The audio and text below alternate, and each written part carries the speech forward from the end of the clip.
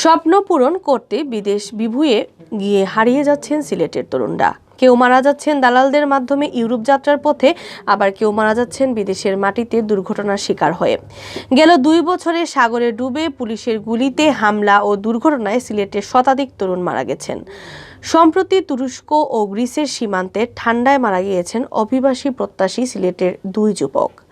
এর আগে গত 1 মাসে মারা গেছেন আরও অন্তত 10 জন। প্রবাসী অধ্যুষিত হওয়ায় সিলেট বিভাগের তরুণদের মাঝে বিদেশ যাওয়ার প্রবণতা বেশি।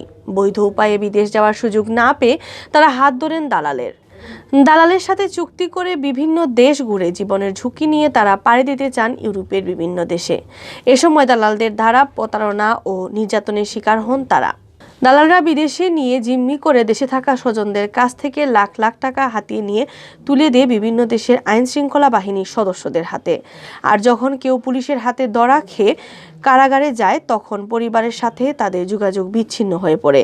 এরপর থেকে ইউরোপে যাওয়ার জন্য ঘর ছাড়া তরুণটি বেঁচে আছে না মারা গেছে তার কোনো খোঁজ পান না পরিবারের সদস্যরা।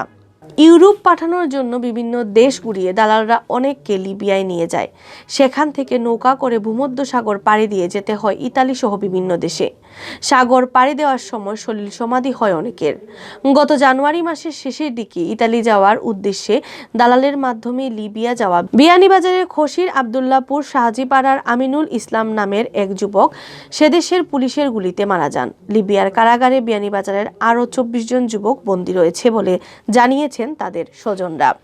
সর্বশেষ গত 2 ফেব্রুয়ারি তুরস্ক ও গ্রিস সীমান্তে অভিবাসন প্রত্যাশী 12 জন ঠান্ডায় মারা যান। এর মধ্যে ছিলেন সিলেট বিভাগের সুনামগঞ্জের 2 জন, একজন দিরাই উপজেলার সাকিতপুর গ্রামের জনি সর্দার ও অপরজন হচ্ছেন দক্ষিণ সুনামগঞ্জ উপজেলার পাথারিয়া গ্রামের বাসিন্দা।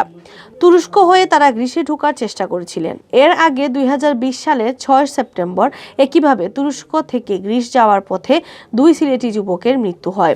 তারা হলেন উসমানীনগর উপজেলার মনোহর আলীর ছেলে মোহাম্মদ আক্তার আহমেদ ও সুনামগঞ্জ ছাতক উপজেলার আসিদুর রহমানের ছেলে মিজানুর রহমান। অবৈধভাবে ইউরোপ যাওয়ার সময় মারা যাওয়ার ঘটনা ছাড়াও বিদেশে দুর্ঘটনা, হামলার শিকার হয়ে মারা যাওয়া ও আত্মহত্যার মতো ঘটনা ঘটেছে। বিদেশে মারা যাওয়া যুবকদের পরিবারের সাথে আলাপ করে জানা গেছে, অনেকে যে স্বপ্ন নিয়ে বিদেশ যান, সেখানে গিয়ে সে স্বপ্ন পূরণ হয় না। দেশে যে যুবক কোনো কাজই করেননি, বিদেশে গিয়ে তাকে কঠিন পরিশ্রম করতে হয়। অনেককে ঝুঁকিপূর্ণ অনেক কাজও করতে হচ্ছে, কিন্তু দেশে থাকা স্বজনদের মুখের দিকে চেয়ে তারা ফিরেও আসতে পারেন না। ফলে দিনের পর দিন শারীরিক ও মানসিক কষ্টে ভুগে অনেকে হতাশায় ভুগেন। এ থেকে দুর্ঘটনাও ঘটছে। এছাড়া বিদেশে বর্ণবাদ ও সন্ত্রাসী হামলার শিকার হয়ে অনেকে প্রাণ হারাচ্ছেন।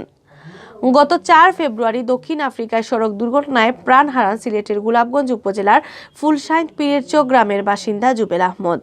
এর আগের দিন 3 ফেব্রুয়ারি দক্ষিণ আফ্রিকার নর্দার্ন কেপ প্রদেশের আফিটেন এলাকায় সড়ক দুর্ঘটনায় প্রাণ হারান সিলেট নগরীর কুশিঘাট এলাকার আলাউর রহমানের ছেলে আকবর হোসেন। জুবেল ও আকবরের পরিবারে এখন শোকের মাতম চলছে। গত বছরের 5 মে দক্ষিণ আফ্রিকার জোহানেসবার্গ সংলগ্ন আলবার্টন থেকে আরমান মিয়া নামের এক যুবকের রহস্যজনক মৃত্যু হয়। ঝুলন্ত অবস্থায় তার লাশ উদ্ধার করা হয়। আরমানের মৃত্যু রহস্য এখনও রয়ে গেছে অজানা। গত 30 জানুয়ারি দুবাইয়ে সড়ক দুর্ঘটনায় প্রাণ হারান কুলাউড়ার কৃত্রিমপাশা ইউনিয়নের গনকিয়া গ্রামের ইসমাইল আলীর ছেলে আশরাফ আলী। দুবাই যাওয়ার 15 দিনের মাথায় তিনি মারা যান। গত বছর জুড়ে দেশের বাইরে সিলেটের বেশ কয়েকজন যুবকের অনাকাঙ্ক্ষিত মৃত্যুর ঘটনা ঘটে। এর মধ্যে গত বছরের 14 আগস্ট রাতে কুয়েতের আবদালি এলাকায় একটি কৃষি খামারের লেবার শেডে আগুন লেগে সিলেটের 3 শ্রমিকের মর্মান্তিক মৃত্যু হয়। গত বছরের 31 অক্টোবর রাতে সৌদি আরবের রিয়াদে একটি বহুতল ভবন থেকে পড়ে কোম্পানিগঞ্জ উপজেলার বর্ণী গ্রামের মোহাম্মদ আলী হোসেন নামের এক শ্রমিক মারা যান। ওই বছরের 25 ফেব্রুয়ারি সৌদি আরবের দাম্মামে লিফট ছিঁড়ে মারা যান গোয়াইনঘাট উপজেলার নবম খণ্ড গ্রামের যুবক মোহাম্মদ শাহিন খান।